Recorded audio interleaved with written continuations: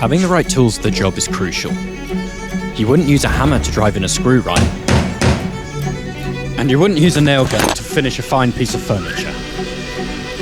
Sometimes we convince ourselves we need a new tool when the one we already own does the job perfectly. Something I've been told time and time again is, the best tool for the job is the one you already have. And I would tend to agree. Constantly thinking we need new gear can become a distraction, or worse, an excuse that gives us a logical reason for why we're not achieving our goals. But here's the thing. I also think the best tools in general are the ones that inspire you to create the most. And that's why today, I want to talk about my camera. Because this little thing has done more for my creativity than any other tool I've owned.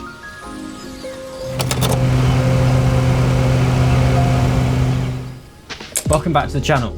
If you're new here, my name's Philip and I'm a furniture maker and videographer who specialises in making cinematic woodworking content. It's coming up to a year since I've been making content full time now, and along the way I've accumulated an assortment of essential and non-essential gear which I use to make my videos. So today I'm going to run you through every piece of gear that I use on a day-to-day basis which helps me make my content cinematic. Also, stick around if you want to hear the #1 thing I would purchase if you want to upgrade your video quality instantly. So yeah, let's get into it.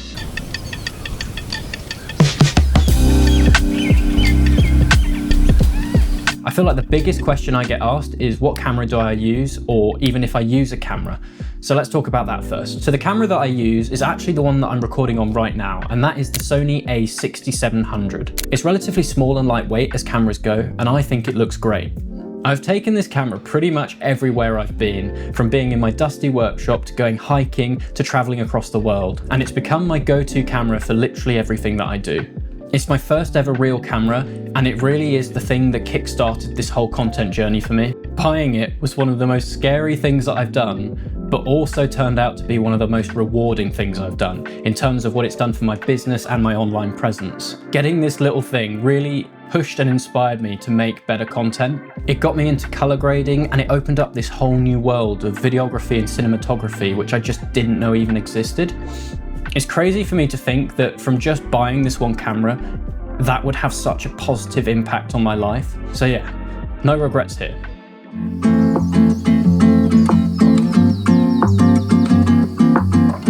When it comes to traveling light and capturing those on-the-go life moments, I recently picked up this. It's the DJI Osmo Pocket 3. It's a small gimbal-stabilized 1-inch sensor, and from my initial impressions, I can definitely see myself using this a lot for specific things. Also, because it's super small and has quite a harmless look to it, that makes it perfect for filming in public when you want to be a little bit more discreet. One of the main reasons why I got this camera is because you can color grade the footage. Since it shoots in 10-bit D-Log, so now I have the option to run it as a B cam, as I can now match the grades between both cameras. I also have this mini tripod which just clips onto the bottom of it, which now I can set the camera down anywhere and just have a great looking B cam. The audio on this little camera is great, but if you also need to be a bit further away from it, it connects to the DJI mics natively. So yeah, that's pretty cool. So if you're looking for a camera which is more for vlogging or capturing life moments, then I don't think you can really go wrong with this one. So you can't really talk about cameras without talking about their lenses, of which I have 3, and they all have their own specific functions. The first lens is my 16mm 1.4 aperture lens from Sigma. This is the perfect lens for vlogging and POV shots in my opinion, since it's pretty wide. 16mm feels like a great focal length for capturing you and your surroundings when you're holding the camera. This specific lens is a bit bulky for a prime lens, especially compared to Sony's equivalent, but it still shoots super sharp, and with a wide aperture of 1.4, it's great for low light and also achieving that cinematic blur look. Now, when it comes to filters, I usually rock a variable 2 to 400 ND filter, combined with a 1/4 diffusion filter. For me, the ND filter is a must if you want to shoot outside, as it cuts the amount of light that can enter your camera without having to change the aperture. And the diffusion filter, well, that's more of a personal preference. It softens up the image, producing some haze or glow around the light, adding a little filmic style to your shots without having to use too many editing effects. So, great for stylizing your image, but not so great if you want to capture super sharp, clean images. Both these filters that I use are also from Earth. I think it's URTH. The second lens I have is the 56mm f1.4, which is also from Sigma. This lens is a personal favourite of mine. There's something about the 50mm focal length which just adds something special to the image. It definitely looks very cinematic. One of my favourite ways to use this lens is to shoot from outside of a room, peering in. It just gives such a cool vibe. I also use it for my close-ups in the workshop. Close, shallow depth of field shots on this lens just look amazing. So yeah, not much more I can say about this lens apart from I love it. Oh, and I also use the same filter stack on this lens. In fact, I actually use the same filter stack on all my lenses, which leads me on to my new favourite lens, the 17 to 40mm. This is a brand new release from Sigma. What's special about this lens is the fact that it's a 1.8 aperture at all focal lengths. It's also great as the zoom is contained inside the lens housing, so its form factor stays the same, meaning it's great for using on a gimbal, but more importantly for me, it's less likely to get dust in it. So I picked up this lens because there's quite a large gap in focal lengths between my two prime lenses. Using a 56mm lens indoors requires you to be a bit more creative with your camera placement and often requires a lot of space. So this new lens is perfect as 17 to 40mm is such a versatile focal length on an APS-C camera, and I no longer have to choose between super close up or super wide. So if you're just getting into cameras, don't make the same mistake as me and just buy yourself a zoom lens to start with. It will save you so much frustration and time and make it much easier to learn the basics of how to use a camera rather than having to figure out which lens I need to take on a shoot or having to swap lenses out because you realised you picked the wrong one.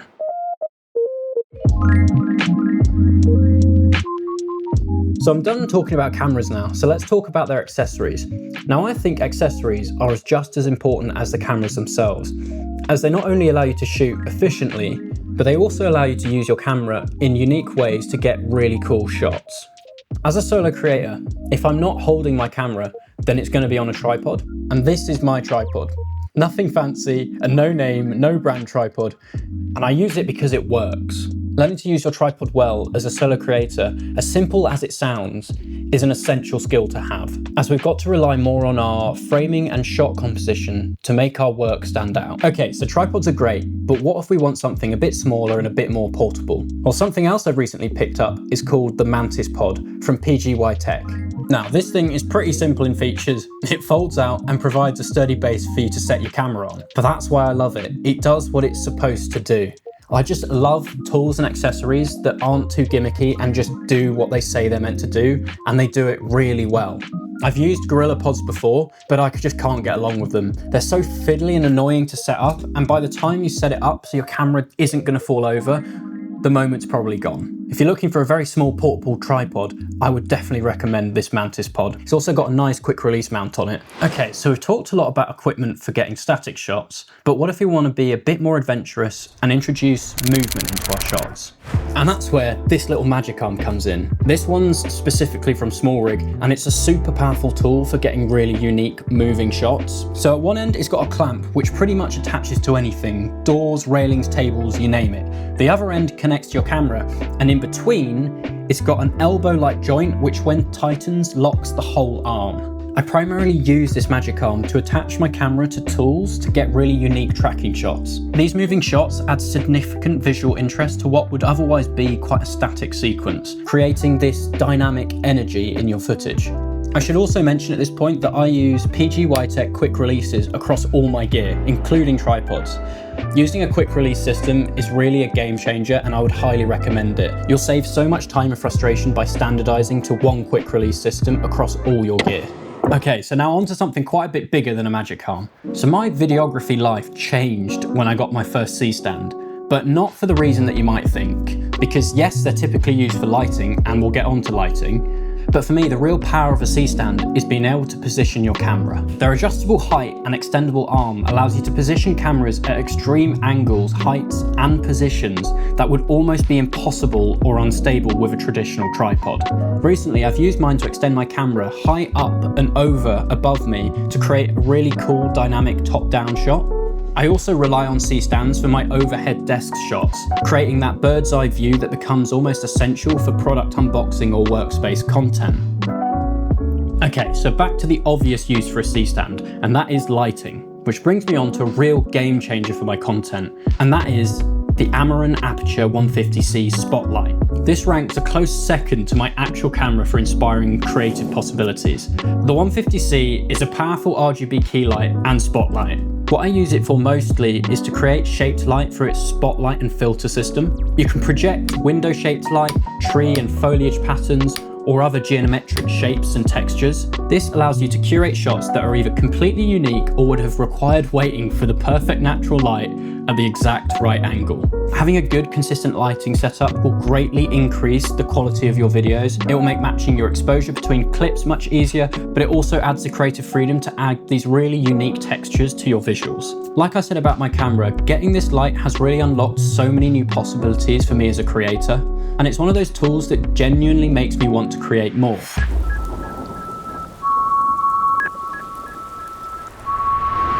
Okay, so now we've reached the point in the video where I'm going to tell you the upgrade I think you should make first if you want to increase the quality of your videos. And that's the audio.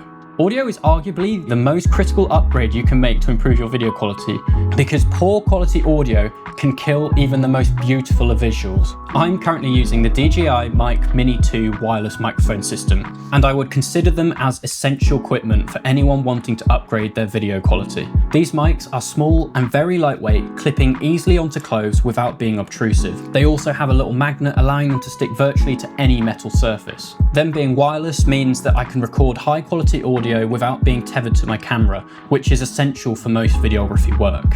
Now, I use these mics in two key ways. Firstly, to record voice audio, like I'm doing now, and then secondly, and more importantly for my workflow, is I use them to capture room sounds, sound effects, tool sounds, any sounds you could think of that I might want to capture in the process of shooting my videos.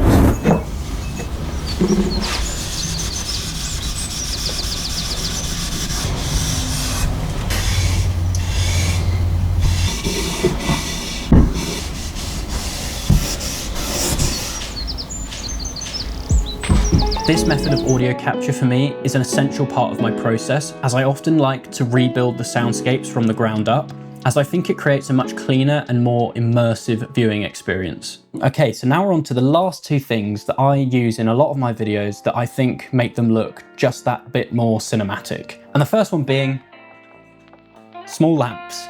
Small background lamps are a secret weapon for creating atmosphere. I usually place them throughout my shots, and they add a warm depth and visual interest to what might otherwise look like a flat background. The key to using them well is to use them as practical lights. They should feel like they belong to the environment naturally. Okay, so now we're on to the last piece of gear that I use in my videos. And now this one definitely isn't essential, but I think it's really cool. And that is a smoke machine. A smoke machine is a super useful tool for achieving that polished cinematic aesthetic. The subtle haze it creates serves multiple purposes. It makes light beams visible and dramatic, softens the overall image for a more filmic look, and adds atmosphere and depth that's impossible to achieve in post-production. And smoke machines actually are surprisingly affordable and compact, making them quite accessible for most content creators. So yeah, if you ever wondered how people achieve that light ray look in their footage, or their footage looks like soft and almost milky, they've used a smoke machine. Just be aware the smoke takes quite a while to dissipate, so you might want to warn anyone who lives with you that it's not an actual fire. Okay, so that pretty much covers my cinematic content gear setup. If you're interested in picking up any of the items that I've mentioned today, the links will be in the description below. And just remember, new gear isn't an instant fix to poor video quality. Prioritizing storytelling and techniques will always be more important than any new gear. However, there is something special that happens when you find the right tool for your creative vision. Sometimes that perfect piece of gear unlocks a new level of passion, inspiration, or even creative obsession that pushes you to entirely new levels. The key is to choose tools that genuinely expand your creative possibilities.